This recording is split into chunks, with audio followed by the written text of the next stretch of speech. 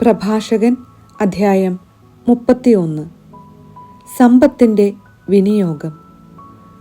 ധനത്തിലുള്ള അതിശ്രദ്ധ ആരോഗ്യം നശിപ്പിക്കുകയും അതേക്കുറിച്ചുള്ള ഉത്കണ്ഠ ഉറക്കം ഇല്ലാതാക്കുകയും ചെയ്യുന്നു.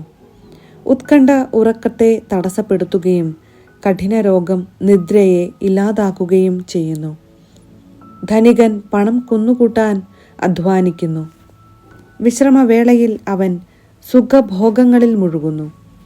ദരിദ്രൻ അധ്വാനിക്കുന്നത് ഉപജീവനത്തിനു വേണ്ടിയാണ്. വിശ്രമിച്ചാൽ അവന് ദാരിദ്ര്യം വർദ്ധിക്കും. സ്വർണത്തെ സ്നേഹിക്കുന്നവന് നീതീകരണമില്ല. പണത്തെ പിന്തുടരുന്നവന് മാർഗഭ്രംശം സംഭവിക്കും. സ്വർണം നിമിത്തം പലരും നശിച്ചിട്ടുണ്ട്. നാശത്തെ അവർ മുഖാഭിമുഖം ദർശിക്കുന്നു. അതിനുവേണ്ടി ജീവിതമർപ്പിച്ചിരിക്കുന്നവർക്ക് അത് കെണിയാണ്. ഭോഷന്മാർ അതിൽ വീഴും. കുറ്റമറ്റവനും സ്വർണത്തെ കാക്ഷിക്കാത്തവനുമായ ധനവാൻ അനുഗ്രഹീതനാണ്. അങ്ങനെയുള്ളവൻ ആരുണ്ട്? അവനെ ഞങ്ങൾ അനുഗ്രഹീതൻ എന്ന് വിളിക്കും. സ്വജനമധ്യേ അവൻ അത്ഭുതം പ്രവർത്തിച്ചിരിക്കുന്നു. ഈ വിധം പരീക്ഷിക്കപ്പെട്ട് കുറ്റമറ്റവനായി കാണപ്പെട്ടവൻ ആരുണ്ട്? അവന് അഭിമാനിക്കാൻ അവകാശമുണ്ട്. പാപം ചെയ്യാൻ കഴിവുണ്ടായിട്ടും അത് ചെയ്യാത്തവനും തിന്മ പ്രവർത്തിക്കാൻ സാധ്യതയുണ്ടായിട്ടും അത് ചെയ്യാത്തവനും ആരുണ്ട്? അവൻ്റെ ഐശ്വര്യം സ്ഥിരമായിരിക്കും. സമൂഹം അവൻ്റെ ഔദാര്യത്തെ പുകഴ്ത്തുകയും ചെയ്യും. വിരുന്നും വീഞ്ഞും. മഹാനായ ഒരുവനോടുകൂടെ ഭക്ഷണത്തിനിരിക്കുമ്പോൾ ആർത്തി കാണിക്കുകയും എത്ര വിഭവസമൃദ്ധം എന്ന് പറയുകയും അരുത്. അത്യാഗ്രഹമുള്ള കണ്ണ് ദുഷിച്ചതാണെന്ന് ഓർക്കുക. കണ്ണിനേക്കാൾ കൊതിയുള്ളതായി സൃഷ്ടികളിൽ എന്താണുള്ളത്? അതു നിമിത്തം ഓരോ മുഖവും കണ്ണീർ വാർക്കുന്നു. കാണുന്നതിനൊക്കെ കൈനീട്ടരുത്. ഭക്ഷണമേശയിൽ അയൽക്കാരനെ ഉന്തി മാറ്റരുത്. അയൽക്കാരൻ്റെ വികാരത്തെ വിധിക്കുന്നതിനു മുൻപ് സ്വന്തം വികാരത്തെ കണക്കിലെടുക്കണം. ഓരോ സംഗതിയും ആലോചിച്ച് ചെയ്യുക. നിനക്ക് വിളമ്പുന്നത് മനുഷ്യോചിതമായി ഭക്ഷിക്കുക. ആർത്തിയോടെ ചവച്ചാൽ അവജ്ഞാപാത്രമാകും. ആദ്യം ഭക്ഷിച്ചു നിർത്തുന്നതാണ് മര്യാദ. മതിവരായിക കാണിക്കുന്നത് നിന്ദയ്ക്ക് കാരണമാകും. അനേകം പേരോടുകൂടെ ഭക്ഷണത്തിനിരിക്കുമ്പോൾ മറ്റുള്ളവർക്ക് മുൻപേ നീ ഭക്ഷിച്ചു തുടങ്ങരുത്. സംസ്കാര സമ്പന്നൻ അമിതമായി ഭക്ഷിക്കുന്നില്ല. അവന് ഉറക്കം അനായാസമാണ്. മിതമായി ഭക്ഷിക്കുന്നവൻ നന്നായി ഉറങ്ങുന്നു. അവൻ ഉന്മേഷവാനായി രാവിലെ ഉണരുന്നു. അമിത ഭക്ഷണം നിദ്രാരാഹിത്യവും ദഹനക്ഷയവും ഉദരവേദനയും ഉളവാക്കുന്നു. അമിതമായി ഭക്ഷിച്ചാൽ ഛർദ്ദിച്ചു കളയുക. ആശ്വാസം ലഭിക്കും. മകനെ, എൻ്റെ വാക്കു കേൾക്കുക. അത് അവഗണിക്കരുത്. അവസാനം നീ അതിൻ്റെ വില അറിയും.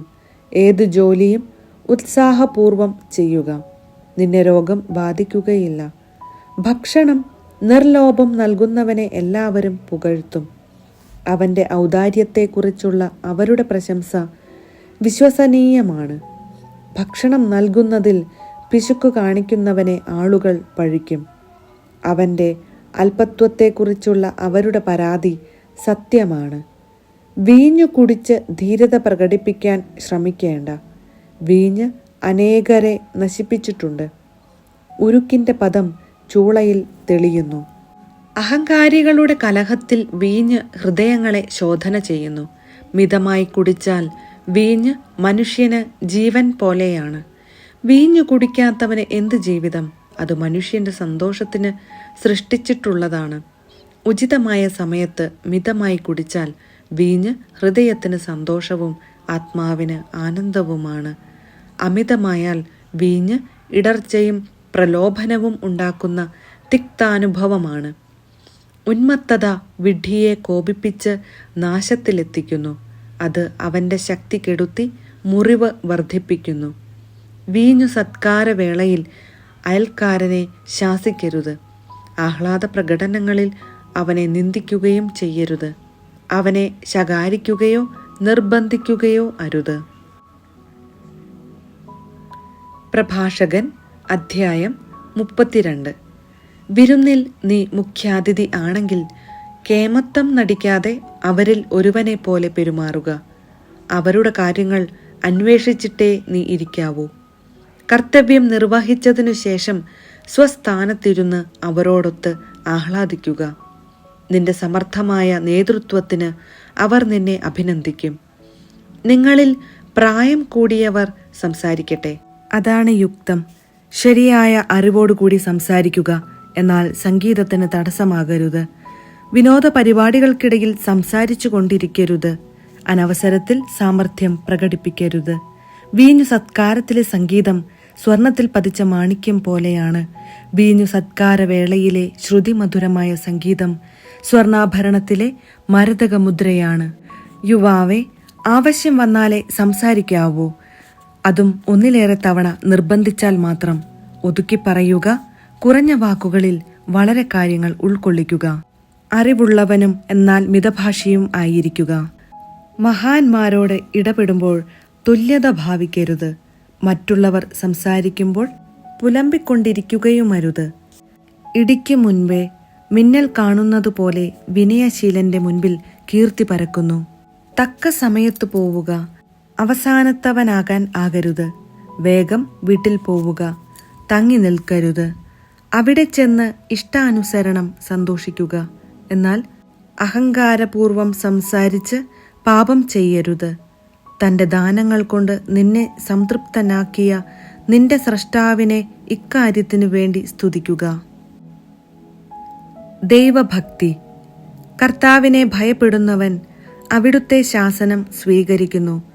പ്രഭാതത്തിൽ ഉണർന്ന് അവിടുത്തെ അന്വേഷിക്കുന്നവന് കൃപ ലഭിക്കും. നിയമത്തെ അന്വേഷിക്കുന്നവൻ അതിൽ സംതൃപ്തി കണ്ടെത്തും. എന്നാൽ കപടനാട്യക്കാരൻ അതിൽ തട്ടി വീഴും. ദൈവഭക്തൻ ശരിയായി വിധിക്കും. നീതിപൂർവകമായ പ്രവൃത്തികളെ അവൻ ദീപം പോലെ പ്രകാശിപ്പിക്കും. ദുഷ്ടൻ ശാസന നിരസിക്കുകയും തന്നിഷ്ടം പോലെ തീരുമാനമെടുക്കുകയും ചെയ്യും. ബുദ്ധിമാൻ ഒരു നിർദ്ദേശവും അവഗണിക്കുകയില്ല. നിന്ദ്യനും ധിക്കാരിയുമായ മനുഷ്യൻ ആരെയും ഭയപ്പെടുന്നില്ല. ആലോചന കൂടാതെ ഒന്നും പ്രവർത്തിക്കരുത്. പശ്ചാത്തപിക്കാൻ ഇടയാവുകയില്ല. പ്രതിബന്ധങ്ങൾ നിറഞ്ഞ വഴിയിലൂടെ സഞ്ചരിച്ച് തട്ടി വീഴരുത്. നിരപ്പായ വഴിയിലും അമിതമായ ആത്മവിശ്വാസം അരുത്. വഴിയിൽ ശ്രദ്ധയോടെ നടക്കുക. ഓരോ പ്രവൃത്തിയിലും കരുതൽ വേണം. അതാണ് നിയമാനുഷ്ഠാനം. നിയമത്തിൽ വിശ്വസിക്കുന്നവൻ കൽപ്പനകൾ അനുസരിക്കുന്നു. കർത്താവിൽ ശരണപ്പെടുന്നവന് നഷ്ടം വരുകയില്ല.